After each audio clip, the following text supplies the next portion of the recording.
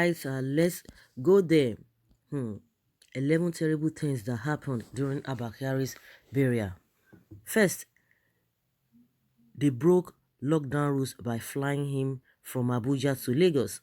2, then they treated him privately at First Cardiology in Ikoyi despite isolating other positive members of the public in the isolation center. 3, they flew his COVID-19 positive body back to Federal Capital Territory for burial. 4, then they released his body for burial contrary to what Lai Mohammed said, that COVID-19 dead bodies cannot be released for burial. 5, then almost 500 to 1,000 people gathered for the burial, effectively breaking federal government rule that not more than 20 or even 50 people can gather at a point in time. 6, then they dug a shallow grave for the body in the center of town, Gudu Cemetery. 7, and some there neither wore mask or any other PPE, especially the grave diggers.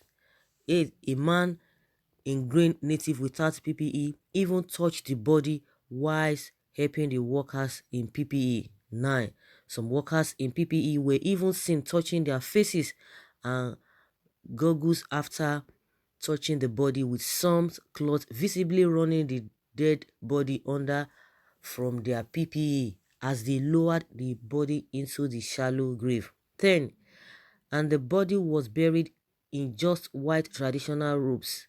No protection, nothing for the people or the environment. 11, no accounting for or planning that everyone at the burial must self-isolate for 14 days after the burial. This is really, really ridiculous. Those are the things that really happened. And I don't know what you guys think about it, whether there's going to be any punishment or anything that, or maybe whether the government is going to look into all of this, is because a lot of people spotted many things, and I think there are many errors, so more than even this 11, but these are the ones that people really pointed out. And first and foremost, you know that the law made in this country is not meant for the so-called big people. The makers of the law are the breakers of the law. They break the law at will. The laws are for the commoners, are for everyday Nigerian. So I don't think all of this will hold water. Those are the things we are always talking about. When people who are saddled with the responsibility of doing the right thing are supposed to uphold the law, uphold the constitution, they are nowhere to be found. They flout it at will, and they will still justify it. But if you as a commoner do the same thing, oh my goodness, you will go in for it, and you want that kind of a country to move forward. Because even some of the commoners or everyday Nigerians too, if they know people who are at that higher level, they will just call, oh please, oh, I'm going through such thing. Can you call the person? Can you do this and that? And at the end of the day, the person will be freed. So it is just the survival of the fittest.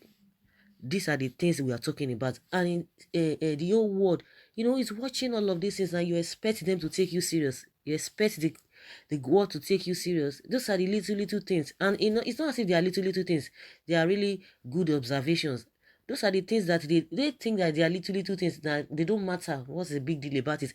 Like the way some people are justifying that, okay, somebody did a birthday, that what happened yesterday was just, people were mourning, as if a coronavirus understands circumstances, or it understands situation or environment. I don't know why people will still come out and justify that when people are mourning, it's a different ball game entirely, meaning that there could be crowd there irrespective of anything. In as much they are mourning, then the coronavirus will be able to understand that fact. So if you are doing you are jubilating or you are celebrating, then the coronavirus will have impact, or it will now start infecting people. I don't know how people reason. Those are the people that will still be encouraging the government in doing bad things, instead of everybody to come out and say, no, this is wrong, this is wrong. I could remember the issue of the Funke Akindele. People said, yes, she was wrong, and that is it. But at the end of the day, she came out and she apologized. And that is the way it ought to go. But now, when it comes to all these government officials or the leaders, the so-called masses will still be supporting them. They will be supporting them. They will be making excuses for them. If by all means they broke the lockdown rule by flying him from Abuja to Lagos. They treated him privately in a private hospital. And meanwhile, the Minister for Health, Haniri, came out and said no private hospital is equipped, is allowed to do that. But that's what they do at will. It's unfortunate. Let's hear what Nigerians are saying, whether they are going to be making excuses or they are going to be like, oh, it's right. No, they didn't break any law or nothing really happened. No terrible thing really happened. That everything that happened there, it was normal. Someone says all that attended that event should immediately go into isolation for 14 days and followed by a test. Yes, the government and its agents NCDC is deceiving Nigerians over this virus of a thing. Lawless country where laws only affect the lower class citizens. Lagos State government should immediately tender an apology to Funke Akindele Bello and the husband, and they should pay her compensation because sentencing her and her husband to community sentence service is unjust with the turn out of late ABBA KYARI'S burial attendance. Let's hear what somebody said concerning this statement. Someone said knew her case was all set up and politicized. Okay, ABBA was buried in Abuja, not Lagos. Meanwhile, Funke was punished according to Lagos State COVID-19 laws. Someone said yes, Lagos State government should apologize to Funke Akindele and compensate her with immediate effect. Someone say, of course, yes, they should apologize to her. But somebody is saying, no, this happened in Lagos. It happened in Abuja. It did not happen in Lagos. So Lagos law was what was used to deal with Funke Akindele. But after Funke Akindele, the presidency made a comment. They responded and they praised the Lagos state government. Oh, that what they did to Funke Akindele was the right thing to do. They held, the presidency reacted after Funke Akindele case was conducted or was heard at the court. The presidency they reacted to that. So what are we talking about? But at the end of the day, it was the federal government that put that lockdown. And even she herself, everybody knows that Lagos, Abuja, and Ogun State were the three places that the federal government locks down. So irrespective of anything, it must take, the law must go round, because that is what we are always talking about. Lawyers will come and be bringing in technicalities. Oh, you see, it happened in Lagos, it did not happen in Abuja, and what are we talking about? As if the virus has limitations to where it can affect. This whole thing started for Wuhan in China, and now it is in Nigeria, all over the place, all over the world, and you are telling us, oh, it did not happen in this.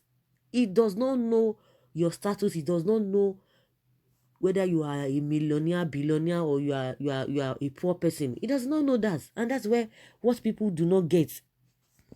Well, someone says, I'm speechless. I don't just understand what is going on in this country. Nigeria leaders seem to be so lawless to the very laws they set down. Why can't they have sense for once? Wait, who caused us like this? Brainless set of people. Let me see how they will force me to remain indoor after seeing this. Of course, there's a man in Abuja, a taxi driver, that came out because of hunger. And, the guy tried to strip himself naked. At the end of the day, the man has been jailed for 6 months. What do we have to say to that? The man has been jailed for 6 months. At least Funke Akindele, you can say that, okay, he was sentenced to community service. But at the end of the day, if he's not going to dent a record, so what are we talking about? Somebody says, stubborn leader, nobody is above death. When he came back from abroad, he refused to be isolated. He has faced what he was looking for. They brought in this disease. They make the law. They flout the law. They also spread the disease. Nigeria leaders, may the Almighty God humble you and your generation forever. Let's expect more new cases, few days to come. Me, I won't lie. As for me, that is what I want. Let all of them, let them face the music. This is Nigeria. Look how we are living now. Everybody is criminal according to FAS. The next barrier is going to be who? Now them make the law, now them spoil them. If king mess, nobody could talk. But if the subject try am, now go be that. So that is how the country has been ruling. They make the laws, it's not for them, it's for the commoners. And you could see it with impunity, they will still try to justify it. So guys, let us hear your opinion. If there are other things that you could uh, let us know that really happened apart from this 11 one that has been stipulated, let us know from the comment section. Thank you.